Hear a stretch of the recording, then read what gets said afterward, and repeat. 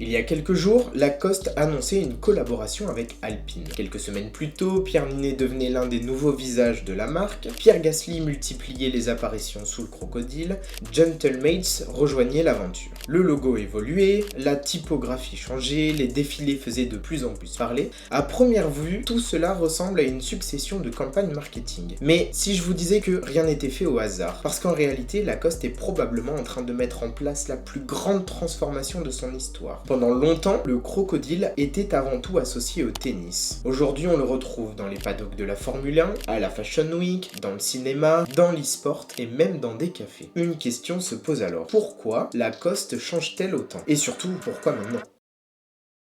Pour comprendre ce qui est en train de se passer, il faut revenir plus d'un siècle en arrière. En 1933, un champion de tennis français décide de créer une marque à son image. Son nom, René Lacoste. À une époque où les joueurs évoluent encore avec une chemise rigide et peu adaptée au sport, il imagine un vêtement plus léger, plus confortable et élégant. Le polo moderne est né. Mais avec lui, naît aussi quelque chose de beaucoup plus fort, un symbole, le crocodile. À l'origine, ce surnom lui est donné par la presse américaine en raison de sa ténacité sur les courts. Très vite, ce crocodile dépasse les simples cadres du tennis, il devient l'un des logos les plus reconnaissables au monde. Pendant des décennies, Lacoste incarne un certain art de vivre à la française. L'élégant, le sport, le raffinement. Porter un polo Lacoste, ce n'est pas seulement porter un vêtement, c'est afficher une identité. Mais comme toutes les marques iconiques, Lacoste va devoir affronter un problème. Le monde change.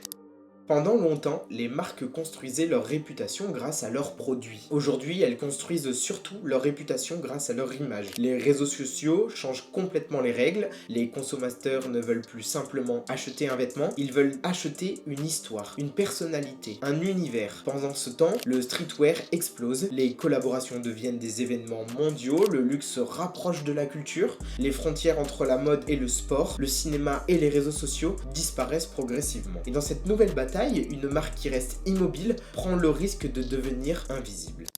En France, Lacoste a parfois souffert d'une image bien différente de celle qu'elle cherchait à incarner. Pour une partie du public, le crocodile s'est progressivement éloigné de son héritage sportif et premium, associé notamment au phénomène Lacoste TN. À l'international, pourtant, la marque conservait une aura extrêmement forte, mais dans un marché où chaque détail compte, cette différence de perception devenait un véritable défi. Alors plutôt que de changer son histoire, Lacoste a décidé de changer la manière de la raconter. Et c'est précisément là que commence son nouveau plan. Car lorsqu'une marque décide de revoir son identité, de modifier son logo, sa typographie, ses campagnes, ses ambassadeurs, ce n'est jamais simplement une question de design. C'est souvent le premier indice d'une transformation beaucoup plus profonde. Et chez Lacoste, cette transformation est déjà en marche. Pour beaucoup, le changement est passé presque inaperçu. Après tout, le crocodile est toujours là, le vert est toujours là, et le polo aussi. Alors, pourquoi parler de transformation? Parce qu'en réalité, les marques les plus puissantes ne changent presque jamais brutalement. Elles évoluent par petites touches, des détails l'on remarque à peine, mais qui finissent par modifier complètement notre perception. Et c'est exactement ce que Lacoste est en train de faire. À première vue, le crocodile semble identique. Pourtant, la marque a entièrement retravaillé son identité visuelle. Une nouvelle typographie, des proportions repensées, un univers graphique beaucoup plus épuré, des couleurs inspirées de son héritage. Pourquoi? Parce qu'un logo n'est pas un dessin. Un logo est une promesse. Il résume en quelques centimètres carrés tout ce qu'une marque veut représenter. Pendant longtemps, Lacoste était perçue avant tout comme une marque de sport. Aujourd'hui, elle veut redevenir une marque de mode, une marque premium, une marque culturelle, et ce changement commence par son identité. Le plus intéressant, c'est que Lacoste ne cherche pas à effacer son passé. Au contraire, la marque retourne vers ses origines. Le tennis, l'élégance, le savoir-faire français, le crocodile historique. Mais elle raconte cette histoire avec les codes de 2026. Des campagnes beaucoup plus cinématographiques, une direction artistique plus premium, une photographie beaucoup plus mode, des mises en scène proches des grandes maisons de luxe. Autrement dit, Lacoste ne change pas d'identité, elle modernise la façon dont elle la raconte. Et ce timing n'a rien d'un hasard. Aujourd'hui, la mode ne se joue plus uniquement dans les boutiques, elle se joue sur Instagram, sur TikTok, sur YouTube, pendant les Fashion Week, dans les paddocks de Formule 1, dans les clips, dans les séries. Les consommateurs découvrent une marque bien avant d'entrer dans un magasin. Ils la découvrent à travers des images et Lacoste l'a parfaitement compris. Aujourd'hui, l'image est devenue aussi importante que le produit en lui-même. Parce qu'une nouvelle identité visuelle ne suffit pas, pour transformer une image, il faut aussi de nouveaux visages. Et lorsqu'on regarde les personnalités choisies par Lacoste ces derniers mois, on comprend immédiatement que la marque ne recrute plus simplement des ambassadeurs, elle recrute des symboles. Si vous regardez les nouveaux visages de Lacoste, une chose saute immédiatement aux yeux. Ils n'ont presque rien en commun. Un pilote de Formule 1, un acteur, une actrice, le plus grand joueur de tennis de l'histoire, des créateurs de contenu. À première vue, ces choix semblent complètement différents. Pourtant, ils racontent exactement la même histoire. Parce qu'aujourd'hui, Lacoste ne recrute plus seulement des ambassadeurs, il conquiert des territoires culturels.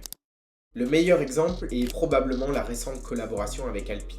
Il y a quelques jours, Lacoste a dévoilé une Alpine A290 Rally entièrement revisitée, un exemplaire unique pensé jusque dans les moindres détails. Même l'intérieur reprend les codes du célèbre crocodile. Pourquoi créer une voiture qui ne sera jamais commercialisée? Parce que l'objectif n'était pas de vendre une Alpine. L'objectif était d'associer deux symboles français du performance, du design et de l'innovation. Avec Pierre Gasly comme ambassadeur, Lacoste parle même plus seulement de mode. Elle entre dans l'univers de la Formule 1. Mais Lacoste ne veut pas seulement être présente dans le sport, elle veut aussi s'imposer dans la culture. Avec Pierre Niney, puis Adèle Exarchopoulos, la marque choisit des personnalités reconnues bien au-delà de la mode. Des figures du cinéma français, des visages associés à l'élégance, à la créativité et à une certaine idée du prestige. Car aujourd'hui, être porté par les bonnes personnes est parfois plus puissant que la meilleure campagne publicitaire.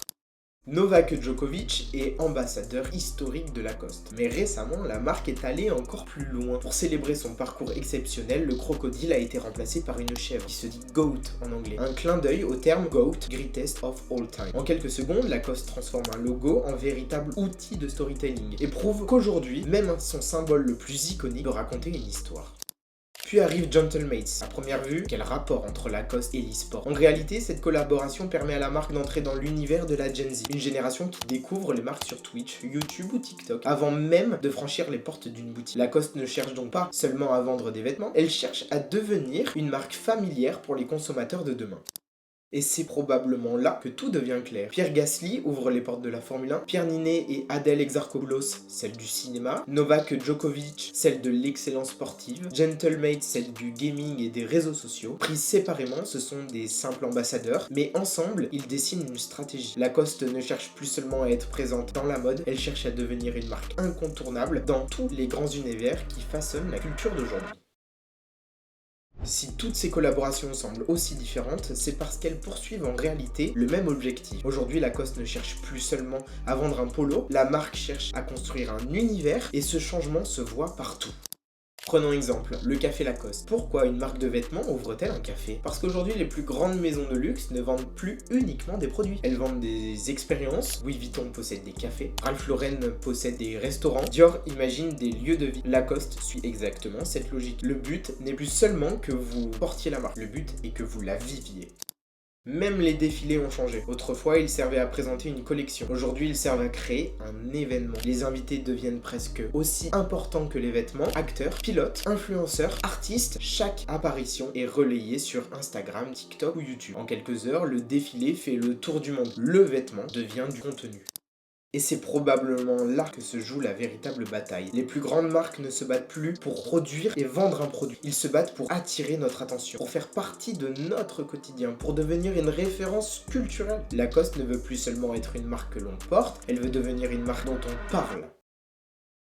Et lorsqu'on assemble toutes les pièces, le nouveau logo, Pierre Gasly, Pierre Niney, Adèle Exarchopoulos, Novak Djokovic, Gentlemate, le café Lacoste, la voiture créée avec Alpine, une évidence apparaît. Aucune de ces actualités n'est indépendante. Elles racontent toutes exactement la même histoire. Pendant longtemps, Lacoste était une marque que tout le monde connaissait. Aujourd'hui, elle veut redevenir une marque que tout le monde désire. Et pour y parvenir, elle ne change pas seulement ses collections. Elle transforme son image, son langage, ses ambassadeurs, ses collaborations. Et même les expériences qu'elle propose. Parce qu'en 2026, un produit ne suffit plus. Les marques les plus puissantes ne vendent plus simplement des vêtements, elles construisent un univers, une culture, une communauté. Finalement, le véritable objectif de Lacoste n'est peut-être plus de trouver une place dans votre dressing, mais de trouver une place dans votre quotidien.